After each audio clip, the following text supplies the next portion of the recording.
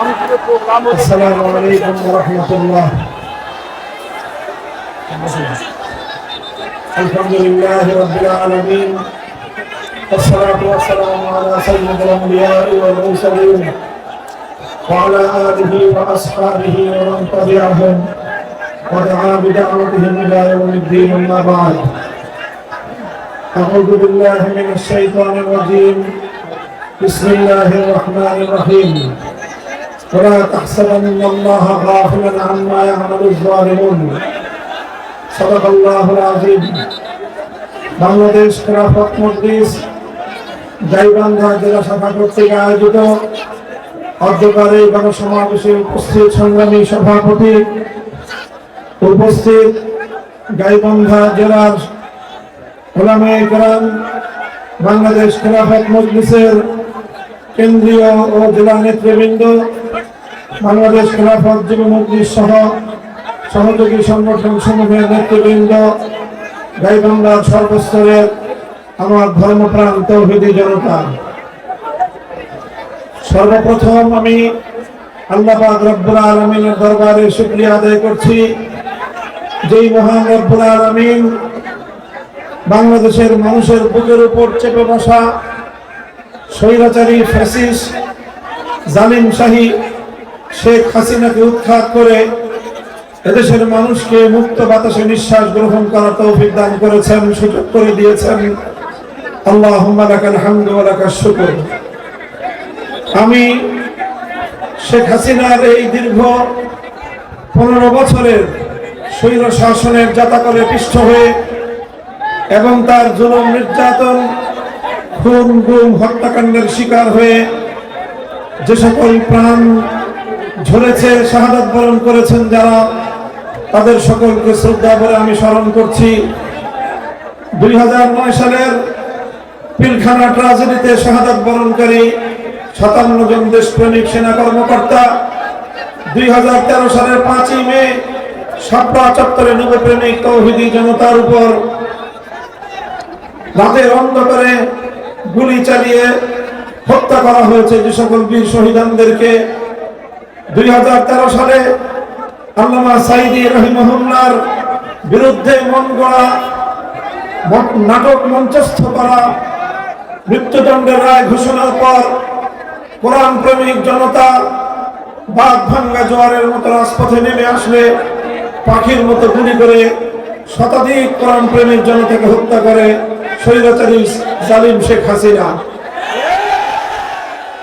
2021 সালে বাংলাদেশের স্বাধীনতার সুবর্ণ জয়ন্তী উদযাপনকালে ভারতের গুজরাটের কসাই খ্যাত নরেন্দ্র মোদীকে বাংলাদেশে এনে এদেশের মুসলমানদের হৃদয়ে আঘাত করার প্রেক্ষিতে হেফাজতে ইসলাম বাংলাদেশের প্রতিবাদী মিছিলে ব্রাহ্মণবাড়িয়া, হাটহাজারী সহ দেশের বিভিন্ন অঞ্চলে নির্বিচারে গুলি করে হত্যা করে 25-30 জন হেফাজতের নেতাকর্মীকে।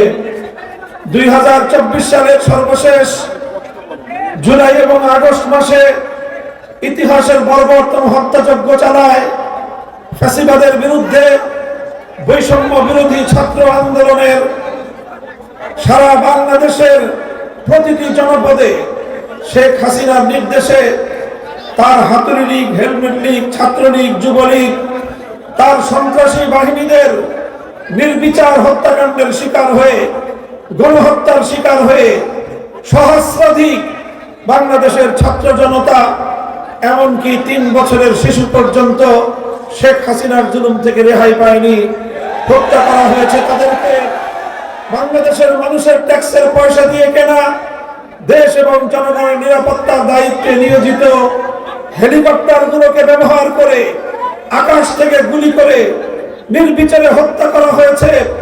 বাসা বাড়িতে অবস্থানরত নারী পুরুষ নির্বিশেষে সকল মানুষকে। শেখ হাসিনার রাজনীতির দর্শন ছিল যত রক্ত প্রবাহিত করতে হয় করো, যত মানুষকে হত্যা করতে হয় করো, গোটা বাংলাদেশকে মৃত্যুপুরীতে পরিণত করে হলেও শেখ হাসিনা ক্ষমতার মস্তককে আঁকড়ে ধরে থাকতে চেয়েছিল। সাবাস বাংলাদেশ, এদেশের মানুষ রক্ত দিতে শিখেছিল, এদেশের মানুষ জীবন দিয়েছিল, রক্ত এবং জীবনের বিনিময়ে বাংলাদেশের মানুষ স্বৈরাচারী যুগের ফেরাউন, নব্য ফেরাউন হাসিনার হাত থেকে আগামী প্রজন্মকে মুক্ত স্বাধীন করেছে।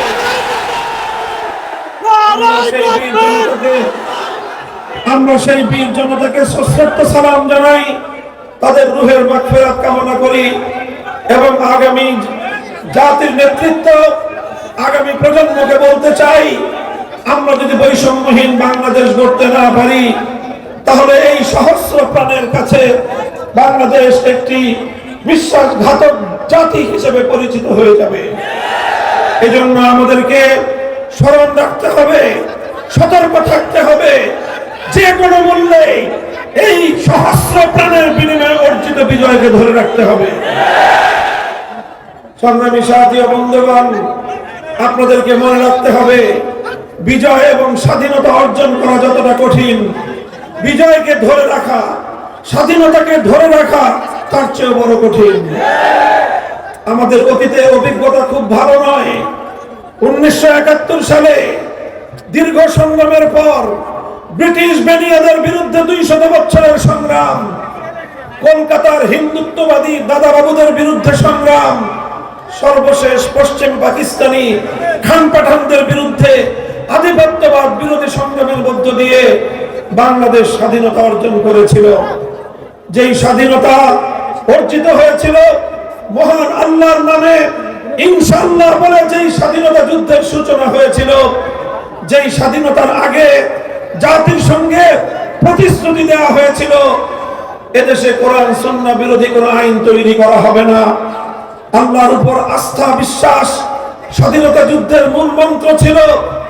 কিন্তু আমরা দেখেছি 1971 সালের 16ই ডিসেম্বর বাংলাদেশ মুক্ত এবং স্বাধীন হওয়ার কয়েক মাসের ব্যবধানে বাংলাদেশের তৎকালীন 7 কোটি মানুষের ইচ্ছা এবং অভিপ্রায়কে দুপায়ে দলে ভিনদেশী একটি রাষ্ট্রের প্রেসক্রিপশন অনুযায়ী দেশ বিরোধী, জাতির চেতনা বিরোধী, হাজার বছরের বাংলাদেশের জাতির ঐতিহ্য বিরোধী একটি সংবিধান এদেশের মানুষের কাঁধের উপর চাপিয়ে দেওয়া হয়েছিল। আর এভাবেই আমাদের 71-এর এবং 71 পূর্ববর্তী দীর্ঘ সংগ্রাম, দীর্ঘ লড়াইয়ের চেতনাকে, ঐতিহ্যকে ছিনতাই করা হয়েছিল। 2024 সালের জুলাই এবং আগস্ট মাসে যে বিপ্লব সংগঠিত হয়ে গেল, এই বিপ্লবকে যেন কেউ ছিনতাই করতে না পারে, এজন্য আমাদেরকে সোচ্চার থাকতে হবে। মনে রাখতে হবে, শেখ হাসিনা 50 বছর রাজনীতি করেছে। শেখ হাসিনার রাজনীতি ছিল প্রতিশোধের রাজনীতি, শেখ হাসিনার রাজনীতি ছিল বিভাজনের রাজনীতি, মুক্তিযুদ্ধের নামে ব্যবসার রাজনীতি। অথচ শেখ হাসিনার পরিবারের কোন সদস্য মুক্তিযুদ্ধে শাহাদাত বরণ করে নাই, আর কোন সদস্য রণাঙ্গনে মুক্তিযুদ্ধ করে নাই।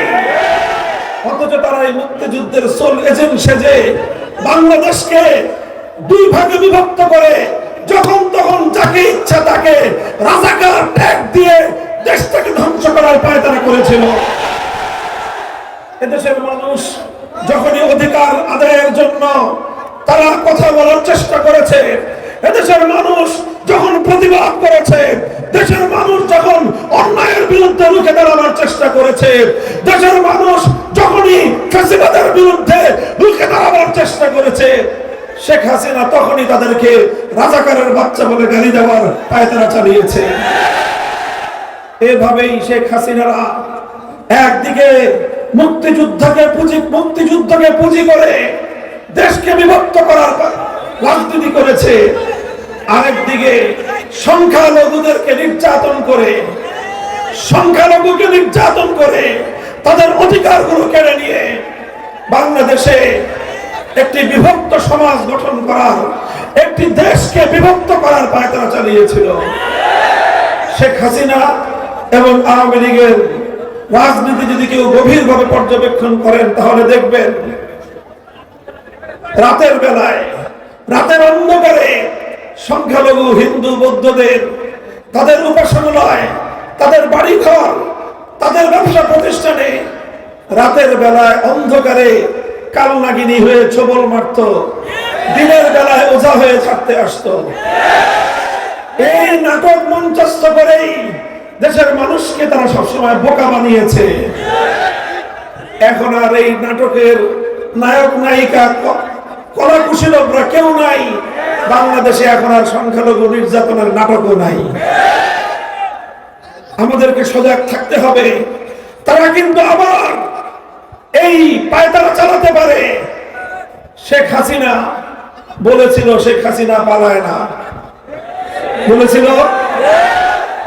শেখ হাসিনা বাংলাদেশে আছে, এখন কোথায় গেছে? পালাইছে। শেখ হাসিনা পালিয়ে গেছে। আমার বড় করুণা হয় যারা দীর্ঘদিন ধরে আওয়ামী লীগের রাজনীতি করতেন তাদের জন্য। তারা আগামী দিনে বাংলাদেশের মানুষের কাছে কোন মুখে রাজনীতির কথা বলবেন? যাদের নেত্রী দেশের মানুষকে খুন করে হত্যা করে, জাতি ধর্ম বর্ণ নির্বিশেষে গোটা বাংলাদেশের সকল ছাত্র জনতার মুখোমুখি নিজের দলকে দাঁড় করিয়ে গোটা দলকে, তার সকল অনুসারীদেরকে হুমকির মুখে ফেলে স্বার্থপরের মতো নিজে আর নিজের বোন আর 16টা লাগেজ ভর্তি করে হেলিকপ্টারে করে নিজের সেই পরম আপনজন নরেন্দ্র মোদীর কোলে গিয়ে আশ্রয় দিলেন। একবারও চিন্তা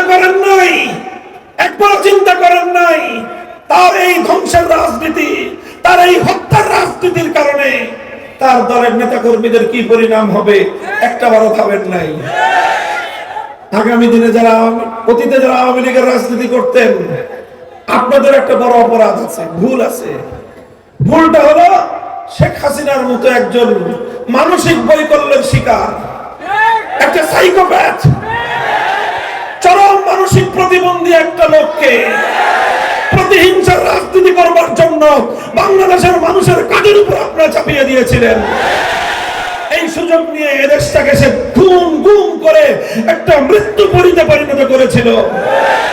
আর দেশে লক্ষ লক্ষ কোটি টাকা পাচার করে এই দেশের খেটে খাওয়া মেহনতি কৃষক, শ্রমিক, মজদুর আর বিদেশি রেমিটেন্স যোদ্ধারা মাথার ঘাম পায়ে ফেলে বাংলাদেশে রেমিটেন্স পাঠায়। সেই টাকা লক্ষ লক্ষ কোটি টাকা সে পাচার করে গোটা বাংলাদেশের অর্থনীতির ভিতকে সে ধসিয়ে দিয়েছে।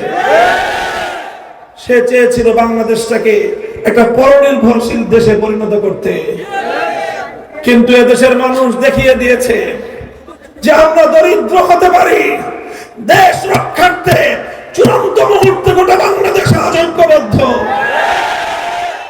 শেখ হাসিনা নাকি এখন সীমান্তের কাছাকাছি কোথাও আছে, চট করে ঢুকে পড়তে পারে। তুমি চট করে ঢুকে পড়ো, পট করে দেশের মানুষ তোমাকে প্যাকেটে ভরে দেবে।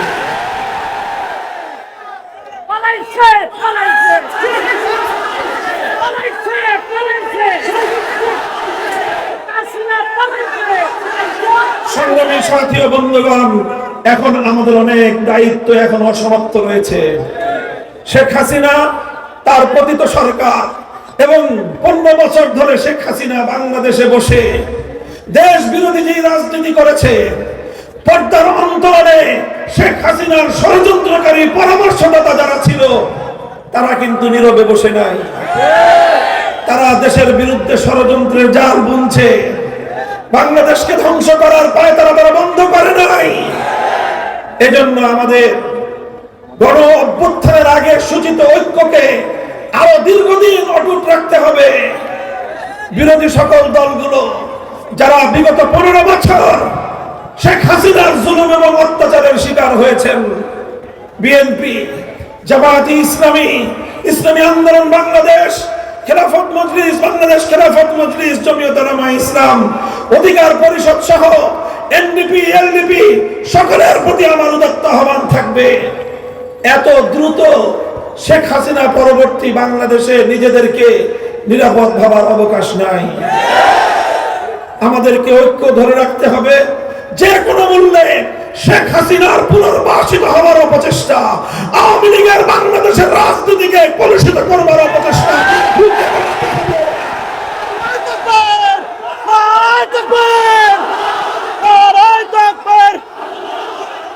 অপশক্তি কোনোভাবেই যেন বাংলাদেশে আবার সাম্প্রদায়িকতার বীজ বাষ্প ছড়াতে না পারে, সেই জন্য আমাদেরকে সোচ্চার থাকতে হবে। বাংলাদেশ সম্প্রতি সাম্প্রদায়িক সম্প্রীতির অনন্য নজির স্থাপন করে চলেছে।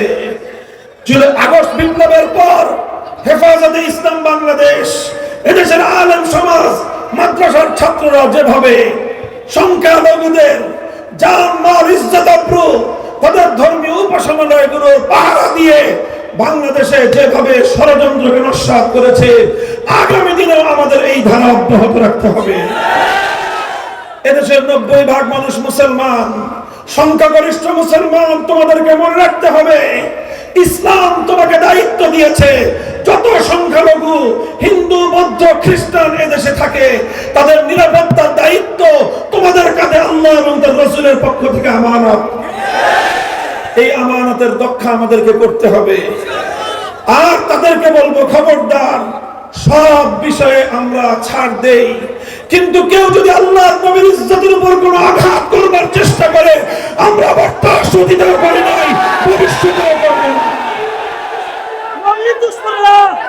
সংগ্রামী সাথী, আখেরি পয়গাম হলো, আমরা বৈষম্যহীন একটা সমাজ চাই, আমরা ইনসাফপূর্ণ সমাজ চাই, ন্যায় নীতির ভিত্তিতে একটি সমাজ গঠন করতে চাই।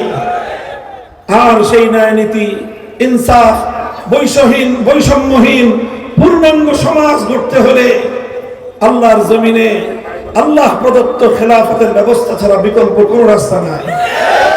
এজন্য আসুন সকল তন্ত্র মন্ত্রকে ছেড়ে দিয়ে আল্লাহর রজ্জুকে আঁকড়ে ধরি, আল্লাহর জমিনে আল্লাহর দ্বীনকে বিজয়ী করার সংগ্রামে আমরা আত্মনিবেদন করি।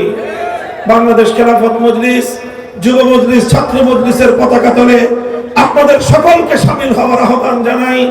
আপনারা দীর্ঘতম সময় যাবৎ অপেক্ষা করে আজকের ঐতিহাসিক মহাসমাবেশকে সাফল্যমণ্ডিত করেছেন। আগামী দিনে বাংলাদেশের যে কোনো দুর্যোগে, যে কোনো দুর্বিপাকে, যে কোনো কঠিন সময়ে আমরা অতীতেও যেমন রাজপথে ছিলাম জনগণকে সাথে নিয়ে, অতীতেও সমস্ত ষড়যন্ত্রকে যেভাবে আমরা মোকাবেলা করেছি, ভবিষ্যতে ইনশাআল্লাহ আমরা করব। সাথে থাকবেন তো ইনশাআল্লাহ? আল্লাহ পাক রব্বুল আলামিন তৌফিক দান করুন। দেখা হবে রাজপথে, কথা হবে স্লোগানে। নাসরুম মিনাল্লাহি ওয়া ফাতহুন করিব ওয়া আখিরু দাওয়ানা আলহামদুলিল্লাহি রাব্বিল আলামিন। বাংলাদেশ জিন্দাবাদ, বাংলাদেশ খেলাফত মজলিস জিন্দাবাদ। আসসালামু আলাইকুম ওয়া রাহমাতুল্লাহ।